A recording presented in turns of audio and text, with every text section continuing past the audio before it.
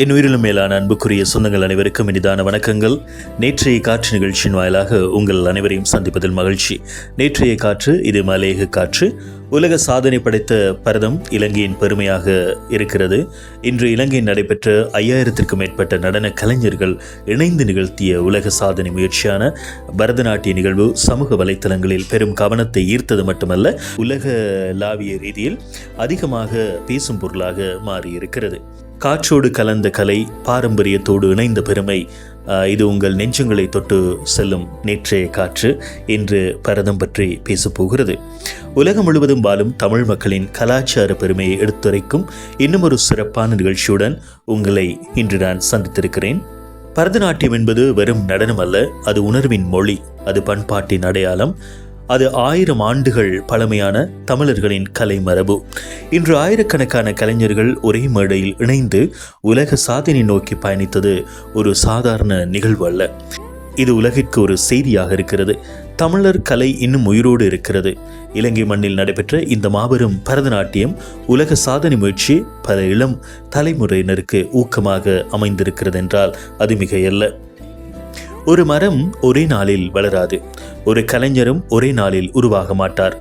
ஆண்டுகள் பல பயிற்சி, விடாமுயற்சி, அர்ப்பணிப்பு, இவையே இன்று உலக சாதனை மேடையில் ஆயிரக்கணக்கான கலைஞர்களை நிறுத்தியுள்ளது. நீங்களும் உங்கள் கனவுகளை விடாதீர்கள். மற்றவர்கள் சிரித்தாலும் பரவாயில்லை, உங்கள் கனவு உங்களை நம்பினால் போதும். கலை என்பது மனிதனின் ஆன்மாவை பேச வைக்கும் ஒரு மொழி.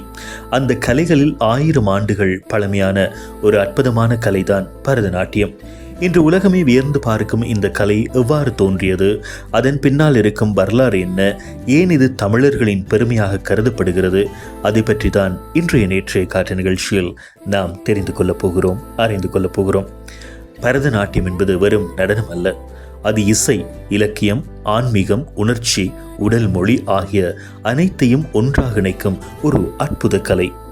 இன்றிலிருந்து சுமார் 2000 ஆண்டுகளுக்கு முன்னரே தமிழர்களின் நடனக்கலை வளர்ச்சியடைந்திருந்தது. சங்க இலக்கியங்களில் கூட ஆடல், பாடல், இசை ஆகியவை பற்றிய குறிப்புகள் அதிகமாக காணப்படுகின்றன. அந்த காலத்தில் கோவில்கள் வெறும் வழிபாட்டு தலங்கள் மட்டுமல்ல, அவை கலைகளின் பல்கலைக்கழகங்களாகவும் விளங்கின என்றால் அது மிகையல்ல. குறிப்பாக தென்னிந்திய கோவில்களில் தேவதாசிகள் என அழைக்கப்பட்ட பெண்கள் இறை வழிபாட்டின் ஒரு பகுதியாக நடனமாடினர். அவர்கள் ஆடிய இந்த நடனமே பின்னாளில் பரதநாட்டியம் என்ற பெயரில் உலக புகழ் பெற்றது. அந்த காலத்தில் இதனை சதிராட்டம் என்று அழைத்தனர். இப்போது ஒரு சுவாரஸ்யமான விஷயத்தை உங்களுக்கு சொல்கின்றேன். பரதம் என்ற பெயர் எங்கிருந்து வந்தது? பல அறிஞர்கள் கூறுவது என்னவென்றால், பாவம் அதாவது உணர்ச்சி, ராகம் இசை, தாளம் இசையின் ஓசை, இந்த மூன்றும் இணைந்ததே பரதம் என்பதாகும். அதாவது உணர்ச்சி, இசை, தாளம் மூன்றும் ஒன்றாக இணையும் கலை. பரதநாட்டியத்தின் அடிப்படை நூலாக கருதப்படுவது முனிவர் பரதர் எழுதிய நாட்டிய சாஸ்திரம். இந்த நூல் உலகின் மிக பழமையான கலை நூல்களில் ஒன்றாக கருதப்படுகிறது. நடனம் எப்படி ஆட வேண்டும், முகபாவனை எப்படி இருக்க வேண்டும், கை அசைவுகள் எப்படி இருக்க வேண்டும் என்பதை இந்த நூல் தெரிவிக்கிறது. ஆனால் காலப்போக்கில் இந்த கலை பல சவால்களை சந்தித்தது. ஆங்கிலேயர் ஆட்சி காலத்தில் இந்த கலைக்கு இருந்த மரியாதை குறைய ஆரம்பித்தது. பல இடங்களில் சதிராட்டம் தடை செய்யப்பட்ட நிலையும் ஏற்பட்டது. அப்போது பலர் இந்த கலை அழிந்து போய்விடும் என்று நினைத்தனர். ஆனால் வரலாறு அங்கே நின்று விடவில்லை. 20ஆம் நூற்றாண்டின் ஆரம்பத்தில் சில கலை ஆர்வலர்கள் இந்த கலையை மீண்டும் உயிர்ப்பிக்க முன்வந்தனர். அவர்களில் முக்கியமானவர் ருக்மணி தேவி அருண்டலே. அவர் இந்த கலையை உலக அரங்கிற்கு கொண்டு சென்றவர். இதன் பின்னர் பரதநாட்டியம் மீண்டும் புத்துயிர் பெற்றது. இன்று இந்திய மட்டுமல்ல, Ilangai, Malaysia, Singapore, Canada, England, Australia உள்ளிட்ட உலகின் பல நாடுகளில் ஆயிரக்கணக்கான மாணவர்கள் பரதநாட்டியம் கற்கின்றனர். குறிப்பாக இலங்கையில் பல கலை நிலையங்கள் இந்த கலையை வளர்த்து வருகின்றமை குறிப்பிடத்தக்கது. மலையக பகுதிகளிலும் வடக்கு கிழக்கு மாகாணங்களிலும் நூற்றுக்கணக்கான மாணவ மாணவிகள் பரதநாட்டியம் பயின்று வருகின்றவை இன்னும் ஒரு சிறப்பம்சம். பரதநாட்டியத்தின் சிறப்பு என்ன தெரியுமா? ஒரு வார்த்தை கூட பேசாமல் ஒரு முழு கதையையும் சொல்ல முடியும். கண்கள் பேசும், கைகள் பேசும், முக பாவனை பேசும்.